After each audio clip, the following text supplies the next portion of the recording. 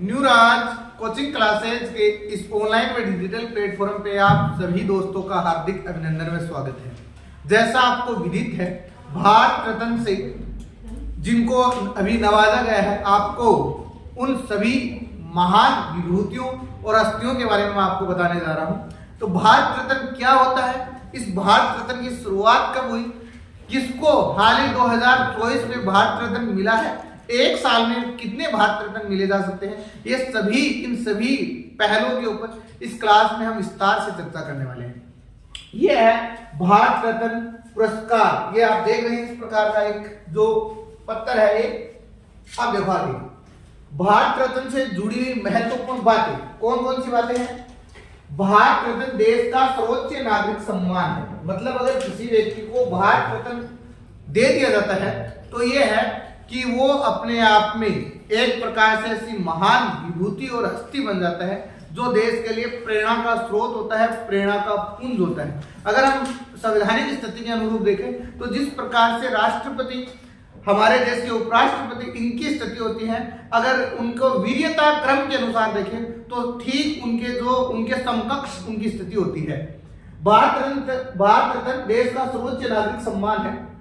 ये तत्कालीन राष्ट्रपति, मतलब उस समय के राष्ट्रपति थे, डॉक्टर राजेंद्र प्रसाद ने शुरू किया था।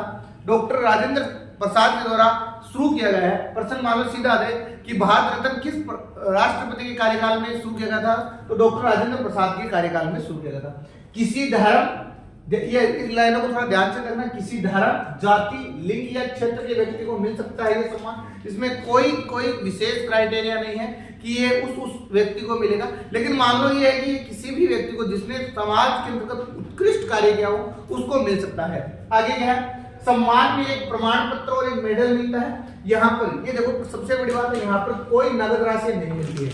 इसमें जो प्रमाण पत्र मिलता है वही अपने आप में एक बड़ा मतलब अपने आप को गौरवान्वित करने वाला पल होता है। तो इसके अंतर्गत ये जो प्रमाण पत्र मिलता है, मेडल मिलता है, कोई नकद राशि नहीं मिलती। एक साल में अधिकतम 3 भारत रत्न दिए जा सकते हैं। एक साल के तक क्राइटेरिया है कि 3 भारत रत्न दिए जा सकते हैं। पुरस्कार प्राप्त करने के लिए कोई आयु सीमा नहीं चाहिए। ये भारत रत्न एक ऐसा पुरस्कार है जो मरणों उपरांत भी दिया जा सकता है। मान लो किसी व्यक्ति की डेथ हो गई, उसने अच्छा काम किया भारत के लिए, तो उनको मिल सकता है। आगे क्या है, अब तक कितने हस्तियों को भारत रत्न मिल चुका है, तो आज तक भारत के 50 हस्तियों को भारत रत्न से नवाजा जा चुका है। आगे क्या आएगा, इसके बाद में है भारत का सबसे बड़ा एक ये रत्न है।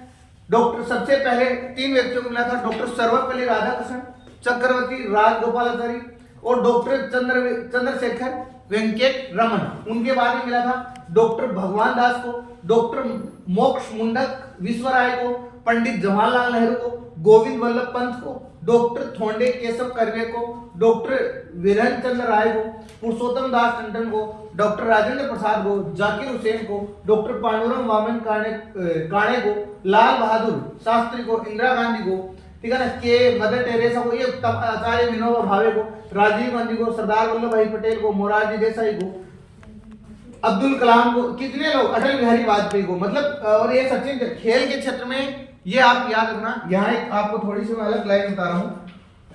खेल के क्षेत्र में भारत रत्न देने की शुरुआत 2013 में हुई और सबसे पहले अगर आप किसी व्यक्ति को देखेंगे तो वो सचिन तेंदुलकर को मिला है। भारत रत्न किसको, ये परीक्षा में आ सकता है कि खेल के क्षेत्र में भारत रत्न प्राप्त व्यक्ति कौन है, तो सचिन तेंदुलकर है, जिसको क्रिकेट का पिता या क्रिकेट का भगवान कहा जाता है। आगे देखो, आगे क्या है, 3 बड़ी विभूतियों को, ये न्यूज़पेपर की डिटेल्स है जो एकदम मतलब ऑथेंटिक है। मतलब 3 बड़ी विभूतियों को चौधरी चरण सिंह राव और स्वामीनाथन को भारत रत्न मिला। मतलब कौन कौन है, किसानों के मसीहा को मिला है और चौधरी चरण सिंह की आप वास्तविकताएं हैं, ये सब लोग जानते हैं कि चौधरी चरण सिंह ने किसानों के लिए कितने अच्छे और सुधारात्मक प्रयास किए थे। आप अभी इसमें डिटेल से इसको पढ़ने भी वाले हैं।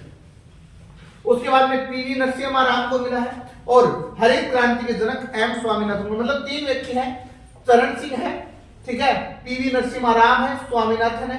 अब तो इनको क्यों मिला, इन तीनों व्यक्तियों को भारत रत्न क्यों मिला, इसके पीछे क्या कारण है, कौन देता है इनको, पूर्व प्रधानमंत्री चौधरी चरण सिंह, पीवी नरसिम्हा राव और मशहूर वैज्ञानिक थे एम स्वामीनाथन। जिसको आप हरित क्रांति के अंतर्गत बहुत डिटेल से पढ़ते हैं, को सब प्रधानमंत्री नरेंद्र मोदी ने शुक्रवार को एक्स पर पोस्ट में यह घोषणा की थी। उससे पहले ही भाजपा के वरिष्ठ नेता लाल कृष्ण आडवाणी व समाजवादी देवगन नेता कर्पूरी ठाकुर को भारत रत्न से सम्मानित करने की घोषणा की। मतलब 2024 में 5 लोगों को भारत रत्न दिया जाएगा। प्रधानमंत्री ने कहा था कि चौधरी चरण सिंह ने किसानों के अधिकार उनके कल्याण के लिए पूरा जीवन समर्पित किया। भारत रत्न देने की जो प्रोसेस है औपचारिक है, जिसको भी प्रधानमंत्री, देश का प्रधानमंत्री जिनको चाहता है वो राष्ट्रपति के पास परामर्श करता है और उनको भारत रत्न, ये प्रधानमंत्री की इच्छा के ऊपर डिपेंड होता है। किसानों के मसीहा थे कौन? चौधरी चरण सिंह। किसानों के मसीहा चौधरी चरण सिंह जी को भारत रत्न से नवाजा गया है, तो उनके बारे में थोड़ी डिटेल्स पढ़ते हैं। चौधरी चरण सिंह जी भारत के 5वें प्रधानमंत्री के रूप में अपने कार्यकाल में रहे। वह किसान नेता के रूप में मशहूर रहे। उन्होंने महात्मा गांधी की जो दांडी मार्च थी उसमें उन्होंने भाग लिया था और 1967 और 1970 के दौरान वह यूपी के सीएम के पद के ऊपर रहे थे। उन्होंने जमींदारी प्रथा के उन्मूलन का उन्होंने उल्लेखनीय कार्य किया। 1977 में बनी जनता पार्टी सरकार ने गृह मंत्री व वित्त मंत्री, उप प्रधानमंत्री रहे। जनता सरकार गिरने के बाद उन्हें कांग्रेस के समर्थन से केंद्र में सरकार बनाई और उनका 29 मई 1927 को क्या हो गया? निधन हो गया। तो इसलिए उनको विशेष रूप से किसके लिए? जमींदारी, जो जमींदारी प्रथा है उसके उन्मूलन के लिए, उसको समाप्त करने के लिए, और उन्होंने किसानों के लिए बहुत सारे उल्लेखनीय कार्य किए। इसलिए चौधरी चरण सिंह जी को भारत रत्न से नवाजा गया है। उसके बाद में आगे डिटेल्स देखो। पीवी नरसिम्हा राव 1991 से 1996 तक देश के 9वें प्रधानमंत्री के रूप में वही रहे। वह तेलुगु, हिंदी, अंग्रेजी, द्रविड़, इंडो यूरोपियन समेत 18 भाषाओं के जानकार थे। उन्होंने 1971 से स्वतंत्र तक आंध्र प्रदेश के मुख्यमंत्री के तौर पर जमीनों के चकबंदी और शिक्षा में महत्वपूर्ण सुधार किए। उन्होंने भी मतलब जो आंध्र प्रदेश की जो जमीन थी उसकी किसानों के पास में उनकी स्थिति खराब थी, उन्होंने एक ढंग का प्रयास किया। उसके लिए प्रधानमंत्री बनने से पहले उन्होंने केंद्र में विदेश प्रधानमंत्री बनने से पहले वो विदेश मंत्री थे, रक्षा मंत्री थे, गृह मंत्रालय का पद संभाला था। पीएम के रूप में राव का कार्यकाल आर्थिक सुधारों के लिए याद किया जाता है। इसलिए ही पीवी नरसिम्हा राव को आर्थिक सुधारों का भारत में जनक भी कहा जाता है। अपने कार्यकाल में अयोध्या में विवादित ढांचा ढहने के बाद उसके दंगों को लेकर राव की आलोचना का सामना भी करना पड़ा था। पीवी नरसिम्हा राव को उन्होंने सर्वश्रेष्ठ कार्य किया, इसके लिए उनको भारत रत्न से नवाजा गया है। दूसरा, हरित क्रांति के जनक, हरित क्रांति के जनक एम स्वामीनाथन। अगर आपने हरित क्रांति को ढंग से पढ़ा तो आप एम स्वामीनाथन को बहुत अच्छे से जानते होंगे। पिछले साल 28 दिसंबर को 98 साल की उम्र में उनका निधन हो गया था।